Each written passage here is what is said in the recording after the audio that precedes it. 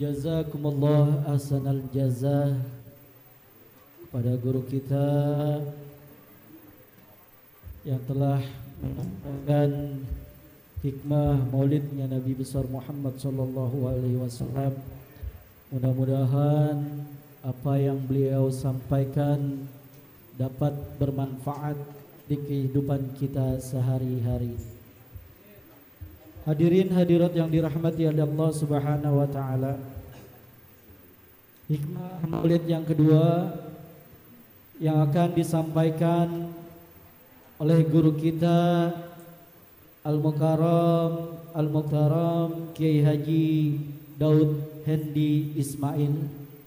Kepada guru kita waktu dan tempat dipersilakan.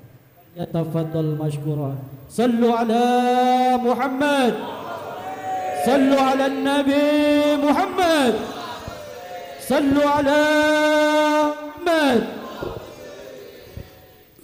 Assalamualaikum warahmatullahi wabarakatuh.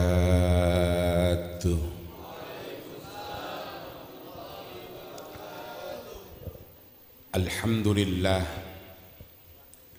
alhamdulillahi wa kafa, wassalatu wassalamu ala nabiyil mustafa wa ala alihi wa sahbihi ahli sidqi wal wafa, amma ba'dah.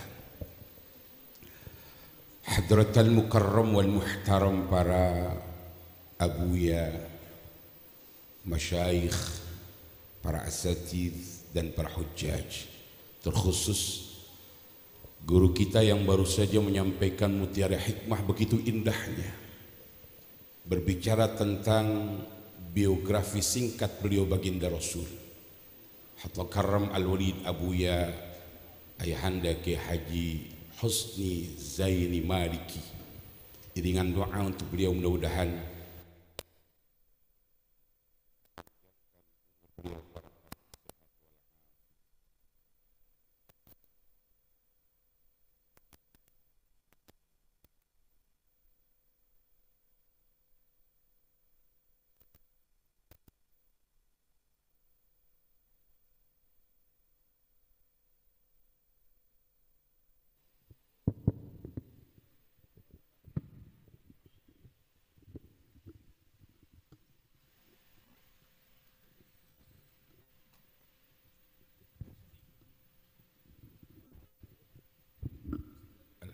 tes. Nyata yang ngerti dan tahu malam bukan hanya yang hadir, mik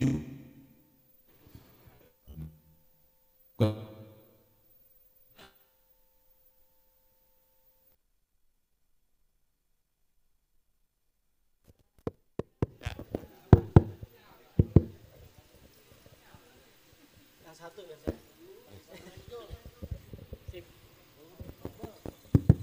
Tes, halo, tes, satu, tes. Operator belum ajen kali ini. Ya, tes, halo, tes, 1, 2, bang, gimana? Tuh, mati hidup, kabel aja pakai.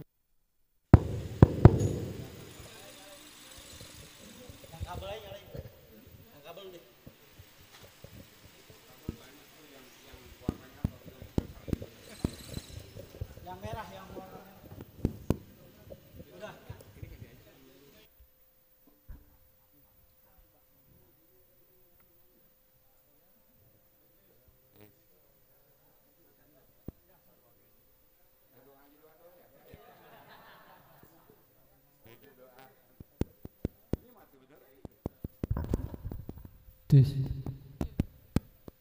Ini pendek kabelnya. Cek. Pendek. Ini pendek. Nyampe. Panjang. Tes, 1 dulu. Nah, ini dong bang nih yang saya pegang bang. Orang hitam bang, kayak yang lagi ngomong, hitam. Al-Walid Abuya Ayahanda Kiai Haji Husni Zaini Maliki telah begitu indah menyampaikan mutiara hikmah kepada kita.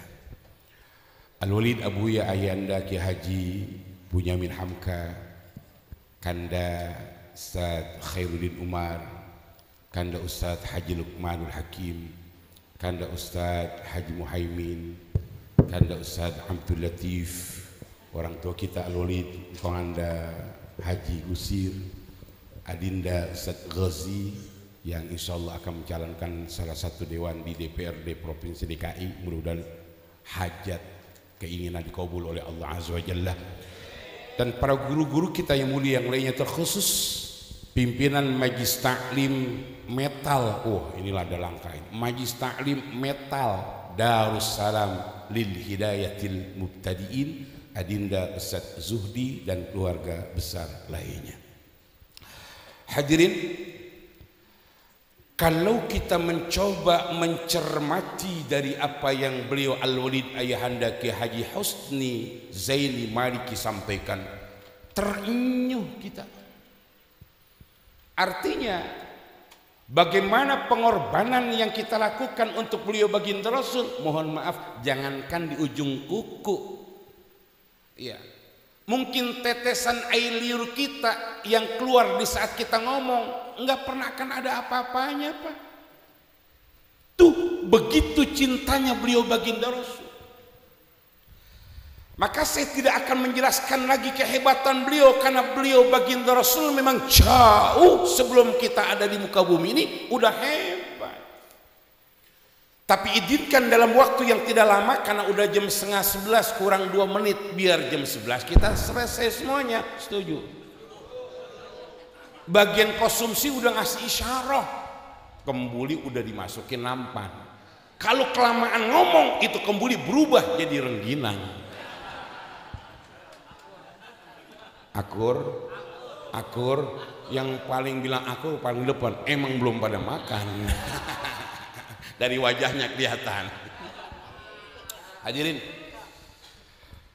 izinkan di kesempatan malam yang sangat indah ini saya ingin mencoba, terkhusus buat jamaah Majlis Taklim Metal Darussalam yang mayoritas adalah generasi muda, untuk lebih jauh cinta kepada kita yang sekarang ada di Negara Kesatuan Republik Indonesia.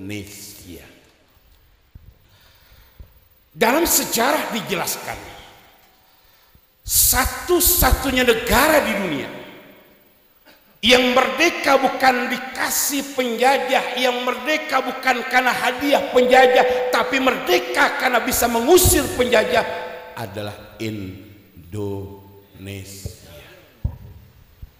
Aya naon eta? Kalau bahasa orang kampung barunya, emang ngapa sampai begini? Tidak lain tidak bukan perjuangan para ulama-ulama kita yang dengan ikhlas tanpa ada pamrih, yang dengan ikhlas tanpa membutuhkan gelar pahlawan, memperjuangkan Indonesia bisa merdeka. Contoh, siapa yang tidak kenal dengan beliau Panglima Besar Jenderal Sudirman? Namanya sudah tidak asing lagi, go internasional. Panglima Besar disingkat PB, Jenderal Sudirman. Mohon maaf, bayangan kita yang namanya seorang jenderal, panglima besar, orangnya gagah, tinggi. Itu Panglima Sudirman, Jenderal Sudirman. Mohon maaf, kecil. Ya, kori kita Kanda Ustaz Luqmanul Hakim hampir sama begini. Loh, apa sebabnya? Karena beliau ketika bergerilya melawan musuh-musuh Indonesia, Belanda misalnya, Inggris contohnya, Jepang umpamanya, karena beliau sudah dalam kondisi yang kurang sehat, karena paru-parunya beliau sakit, ditandu. Mau ditandu coy, ya, dibopong tuh lewat alat atau lewat kayu, yang kayu itu dirakit, dijadikan tempat untuk duduk. Untung beliau kecil. Coba kalau kayak saya, teragak-ragak gitu. Hadirin, apa yang perlu saya sampaikan pada kesempatan malam hari ini? Begitu hebat dan dahsyatnya beliau. Dari mana kehebatannya? Karena beliau tidak pernah meninggalkan perintah Allah. Di dalam tandu setelah beliau meninggalkan dunia yang fana ini, ternyata ada peninggalan-peninggalan yang peninggalan itu menyebabkan begitu hebat perjuangan beliau. Bagaimana seorang yang memikirkan tentang ketika beliau harus ditangkap dan dibunuh karena ini menjadi kendala ketika Indonesia merdeka oleh orang-orang yang tidak senang terhadap Indonesia, Belanda dan sekutunya. Ada laporan dari orang Indonesia juga yang jadi mata-mata. Apa katanya? Tuan, ada apa? Pak Sudirman dan rombongannya sedang berada di tengah-tengah hujan. Apakah kau ngomong sesuai dengan kenyataan? Kan bahasa Belanda begitu kan. Freedom section itu kan. Dikasih tuh hadiah. Ya, percaya apa yang dilakukan oleh Belanda, dikepung itu beliau. Kalau ukuran matematika Pak kagak mungkin bisa selamat. Apa sebabnya? Orang seada-adanya tempat dikepung. Ya, anak buah Jenderal Sudirman ngomong, Pak Jenderal, ada apa? Informasi dari teman-teman yang ada di tempat, kita sudah dikepung. Bagaimana? Nggak usah takut, kita punya Allah. Ambil air wudhu semuanya, kita sholat di hadapan Allah. Ukuran strategi perang Pak, udah nggak bakal bisa lewat, nggak bisa bakal lolos. Tapi beliau punya keyakinan di hadapan Allah. Ketika beliau selesai melaksanakan sholat di hadapan Allah, beliau angkat tangan di hadapan Allah seraya bermunajat, ilahi wahai Allah, kau maha tahu musuh-musuhmu ada di sekeliling kami, cuma kau yang menyelamatkan kami, cuma kau yang membantu kami. Senjata kami nggak pernah akan bisa mengalahkan mereka. Biiznillah, dengan izin Allah, ketika mereka udah siap untuk mengumpul Panglima Sudirman dan tentaranya, hujan kagak berhenti-berhenti. Lah bule dihujanin, lah keriput kan begini. Apa sebabnya? Ternyata di dalam tandu ditemukan, pertama beliau tidak pernah terlepas dari yang namanya tasbih untuk berzikir di hadapan Allah. Sama orang-orang sekarang kemana-mana di tangannya ada tasbih ya digital ya. Itu bukan karena beli, hadiah kondangan. Hadiah kondangan ya, souvenir. Kata orang-orang, wah hebat tuh zikir kemana-mana. Kagak, nggak pernah dipakai, orang cuma hadiah doang. Beda dengan beliau Panglima Besar Jenderal Sudirman. Dan beliau tidak pernah lepas kemana-mana bawa sejadah. Yang ketiga, ditemukan ternyata di dalam tandu ada satu kitab yang selalu dibaca oleh guru-guru kita. Itu kitab namanya kitab Fathul Qarib, berbicara tentang masalah bagaimana melaksanakan sholat yang baik, bertoharah yang baik, berpuasa yang baik. Itu kitab yang diajarkan oleh guru-guru kita yang fahamnya ahli sunnah wal jamaah. Sallu ala Muhammad. Hadirin, ini kehebatan kita nih Indonesia nih. Maka sering saya sampaikan ketika kita dulu masih sekolah, bahkan anak-anak kita masih sekolah, ketika di setiap hari Senin kita melaksanakan upacara, ada bacaan yang kita baca. Apa diantaranya? Pembukaan Undang-Undang Dasar 1945 di alinea ketiga, para founding father, pendiri-pendiri negara berbicara dengan jujur, berkat rahmat Allah. Mengapa kalimatnya dengan berkat rahmat Allah? Kan bisa aja dengan berkat rahmat Tuhan. Karena kita paham bagaimana mungkin senjata orang-orang yang pejuang kita hanya bersenjatakan bambu runcing, ya, hanya bersenjatakan alat-alat yang gak canggih, alat-alat kampung, bambu runcing, tongkat, selepatan, ya, ketapel, hanya itu bisa mengalahkan. Makanya kalau tanpa ada campur tangan kekuasaan Allah, mustahil, omong kosong. Kalau bahasa Inggrisnya impossible. Ibu hadirin yang berbahagia, yang hebatnya lagi saya sampaikan, beruntung kita, berbahagia kita. Mengapa? Karena Allah takdirkan kita menjadi bagian daripada warga negara Kesatuan Republik Indonesia. Dari mana bahagianya?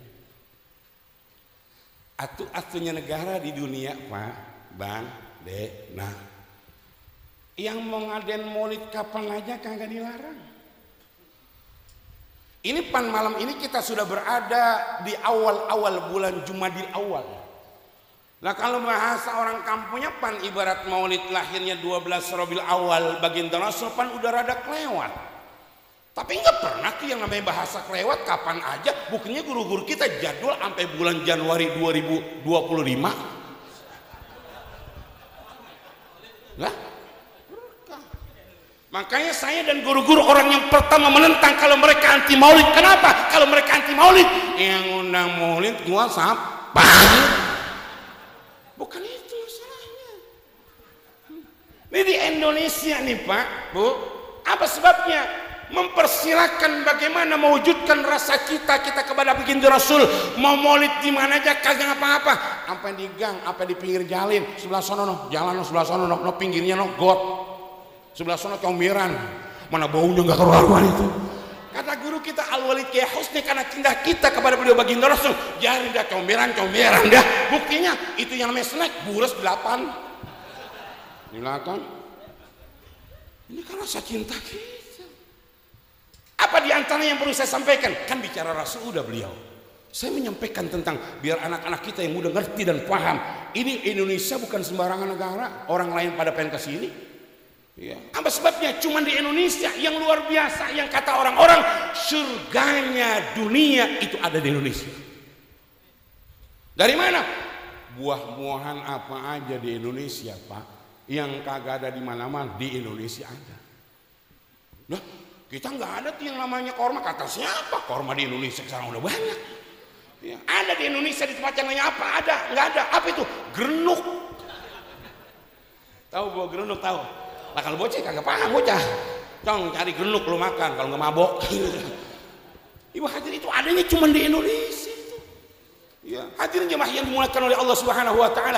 Ini Indonesia luar biasa. Makanya ketika Indonesia merdeka semuanya berlandaskan minta wasiat, minta petunjuk, minta istikharah para ulama-ulama kita, sekali lagi yang fahamnya ahli sunnah wal jamaah. Apa diantaranya? Ketika para pendiri bangsa Indonesia merumuskan yang namanya Pancasila. Bulan Juni 1945, ketika tim 9 sudah merumuskan Pancasila, satu, ketuhanan yang Maha Esa, sampai yang kelima, keadilan sosial bagi seluruh rakyat Indonesia. Dari kelompok-kelompok kita orang Islam masih belum serk nih yang pertama, ketuhanan yang Maha Esa. Ini belum jelas nih. Harus ada penjelasannya. Artinya apa? Ketuhanan yang Maha Esa maksudnya bagi mereka yang memeluk agama Islam untuk menjalankan syariat dengan baik dan benar. Akhirnya kata Pak Soekarno, waduh, ini kita harus punya solusi yang terbaik. Akhirnya apa dilakukan oleh beliau? Ini yang namanya rumusan Pancasila dibawa ke pondok pesantren Tebu Ireng di bawah pimpinan dan pendiri Hadratus Syekh Mbah Hashim Asy'ari, pendiri Nahdlatul Ulama. Ringkas cerita nih, sampai ke sana tuh. Tim 9 ini diantaranya ada putra tercinta beliau Kiai Haji Wahid Hashim, ayahanda kandung tercinta mantan Presiden Republik Indonesia Kiai Haji Abdurrahman Wahid. Di hadapan ayahanda tercintanya, tim 9 ini kemudian Kiai Wahid Hashim matur, kalau bahasa orang mau taunya ngomong dah, karena ngomong sama ayahanda ini sono pakai bahasa sono. Nyun ngapunten Abah, nji wonten napa le? Ini kan bahasa sono nih. Ngoten ayah niki kula kalian rencang-rencang wonten amanah saking Pak Karno. Kinten-kinten niki mangke rumusan Pancasila sampun sae napa dereng? Nggak paham kan? Maksudnya begini, ini yang di depan udah pada malam, duduknya udah 4 kali berubah. Kira-kira kapan nasi kebuli dikeluarin kan? Wah, mukanya muka lapar semuanya. Aduh. Hadirin, bahasa mudah dan gampangnya kalau bahasa orang Betawinya begini. Abah, ngapa tong? Ini saya dapat amanah. Amanah apa? Ini Pancasila yang kami rumuskan, kira-kira udah sesuai nggak dengan syariat Islam? Kata Mbah Hashim Asy'ari, nah Mohon izin ya, saya nggak buru-buru ngasih jawaban, saya harus melaksanakan istikharah. Mbah Hashim Asy'ari melaksanakan tirakat dengan cara apa? Puasa selama 3 hari, salah satu mutawaliyatun, 3 hari berturut-turut. Bukan hanya itu, ketika beliau sedang melaksanakan ibadah puasa, setiap hari beliau menghatamkan Al-Quran. Di saat beliau membaca surat Al-Fatihah sampai pada ayat Iyyaka na'budu wa iyyaka nasta'in, beliau mengulanginya sebanyak 350.000 kali. Ada yang sanggup di antara kita? Ada boro-boro. Sholat 5 waktu, guru-guru kita mimpin zikir. Ada kalimat subhanallah dibaca 33. Subhanallah pakai tasbih. Subhanallah, subhanallah, subhanallah, subhanallah, subhanallah. Belum sampai 33, itu tasbih 9 kali kontal. Tahu kontal, tahu? Kelepas 350.000 kali. Ya Allah. Hadirin. Di akhir beliau melaksanakan ibadah puasa, malamnya beliau sholat istikharah. Sholat istikharah dilakukan oleh guru-guru kita, mungkin sama dengan kita 2 rakaat, tapi caranya beda. Bedanya di mana? Rakaat pertama selepas beliau membaca surat Al-Fatihah, beliau membaca surat At-Taubah, surat yang terdiri dari 129 ayat. Berapa lama beliau baca? Ketika berdiri rakaat pertama sebanyak 41 kali. Ada yang sanggup nggak? Ada yang sanggup? Kata guru kita gambaran terawih di masjid, di musola, udah sampai masjid, sempat-sempatnya ngeliat imam siapa ini ya? Nah, Ustadz Latif ya. Bacanya rada lelet. Nah, pulang lagi. Tapi bukan Ustadz Latif yang di sini, Bang. Ini saya ngomongin Ustadz Latif yang tinggal di Inggris. Tapi informasi terbaru sekarang udah ada di Kampung Tipar.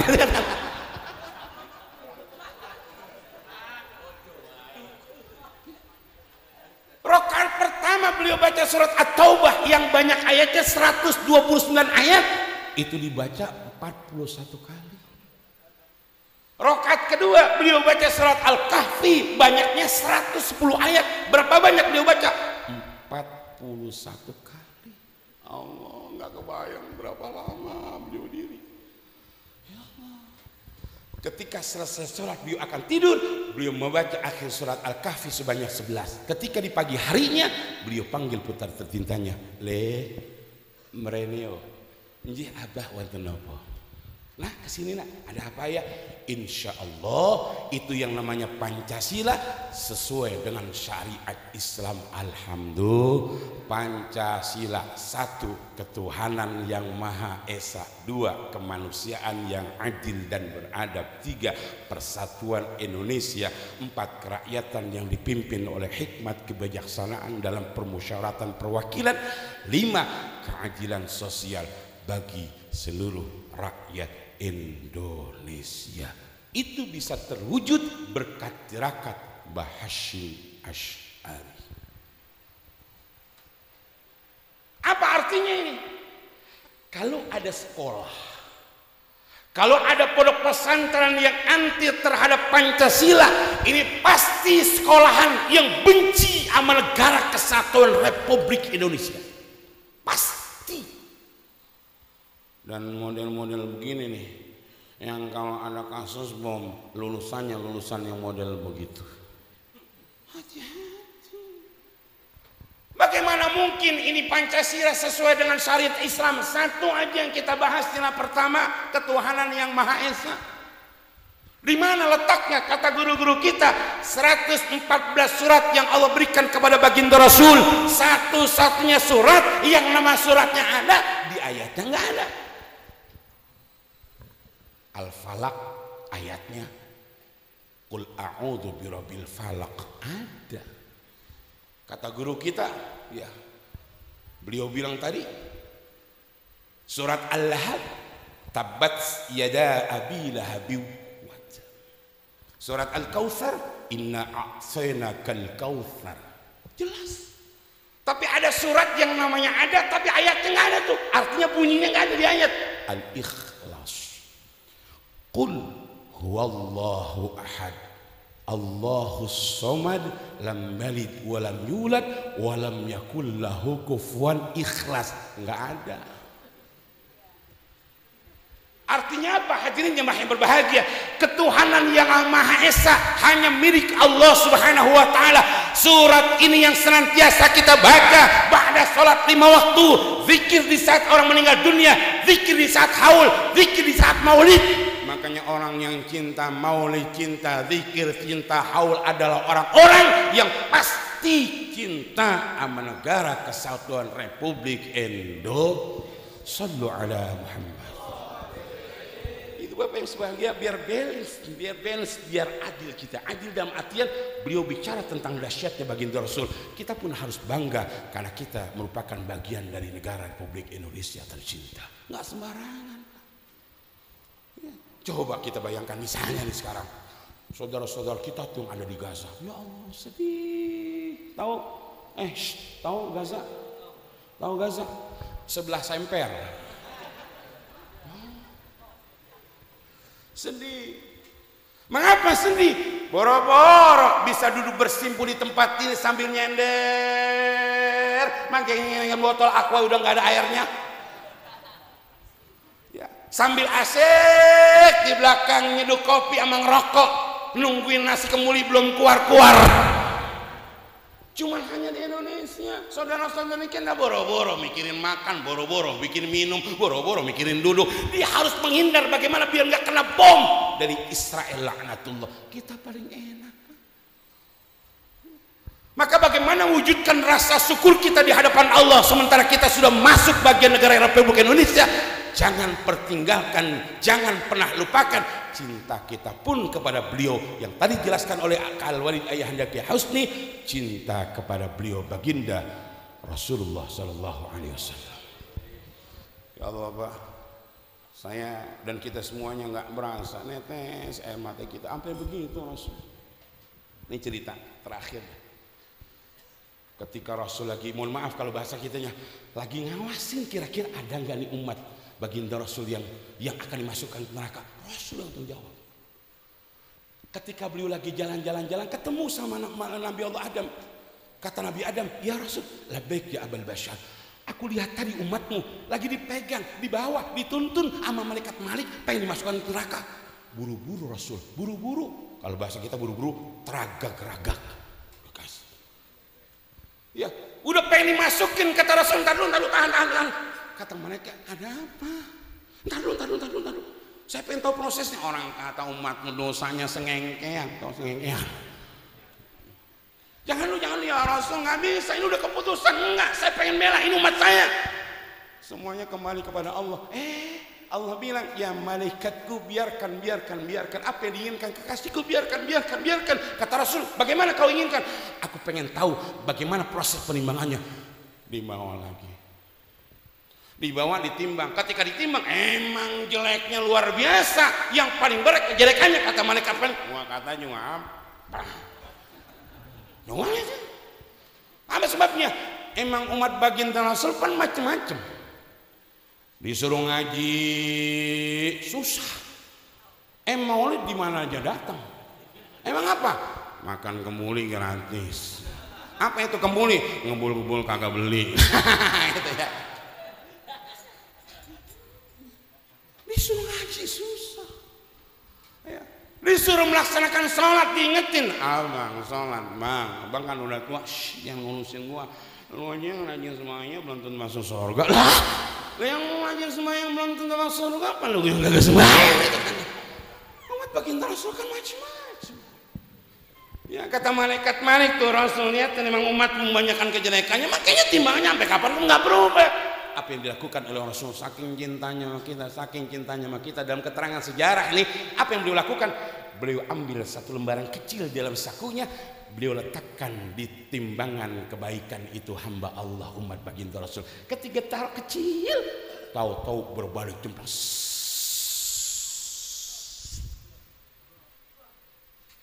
Langsung kebaikannya itu paling berat. Malaikat Malaikat pakai nanya, ya Rasul, Emang itu tulisannya apaan di dalam itu? Kok bisa seperti itu? Kata Rasul, kamu pengen tahu ya? Hadirin, begitu luar biasanya baginda Rasul yang tidak pernah akan ikhlas dan ridho manakala ada satu umatnya yang dimasukkan ke dalam neraka. Rasul. Jadi kalau kita bela-belain baginda Rasul sampai darah penghabisan, wajar. Kami kalau bela-belain ini presiden sampai pada berantem bertengkar, cemeng coy. Karena yang bakal nyelamatin kita beliau baginda Rasul. Tadi Walid ayahanda Ki Husni udah bilang, kalau kita cinta sama baginda Rasul, apa yang ada di rumah keluarin. Ini rumahnya maulid susah banget. Diajak maulid, apa kata mereka? Kayaknya maulid mulu ya. Kayak maulid mulu. Mending kalau ngasih banyak. Udah ngasih 20.000 minta snack sampai 9. Nah, kalau kagak tekor itu kan dari itu. Hadirin jemaah berbahagia. Artinya apa? Kalau kita sudah begitu cinta sama beliau baginda Rasul, di antara wujud cinta kita, kata beliau tadi Al-Walid ayahanda Ki Husni, jangan pernah lisan kita tidak pernah menyebut namanya dengan memperbanyak membaca salawat untuknya. Sallu ala Muhammad sallallahu ala Muhammad sallallahu alaihi wasallam sallallahu ala Muhammad sallallahu alaihi wasallam. Anta syamsun anta badrun anta nurun fawqa nurin anta syamsun anta badrun anta nurun fawqa nurin anta iksiru anta misbahus sudur. Yuk semuanya, sallallahu ala Muhammad sallallahu alaihi wasallam sallallahu ala Muhammad sallallahu alaihi wasallam. Sallu ala Muhammad. Hadirin jemaah majlis ta'lim khususnya majlis ta'lim tadaus salam lil hidayatil muhtadin, jangan pernah tinggalkan ngaji. Kalau memang udah bosan ngaji, maka siap-siap kita di ngaji. Jangan pernah tinggalkan sholat. Kalau udah bosan sholat, berarti siap-siap kita di sholat. Mumpung Allah panjangkan umur, jangan pernah tinggalkan itu semuanya. Hadirin jamaah yang berbahagia, jam 11 kurang 6 menit, saya belum ceramah, masih muqaddimah. Ngapa pada teriak ini? Lalu saya jangan ceramah aja nggak ngapa-ngapa. Cuman pan saya tahu diri, kata guru-guru, kalau udah jam 11 kurang, obat batuk dari rawa bugel. Mata mulai ngantuk, pantat mulai pegel. Udah pegal begitu kan ikan sepat, ikan gabus berendam di air tawar ya. Makin cepat makin bagus, khusus yang lagi main marawis udah pada lapar kayak gitu kan. Maka saya berharap walaupun tidak banyak, insya Allah ada guna dan manfaatnya. Assalamualaikum warahmatullahi wabarakatuh.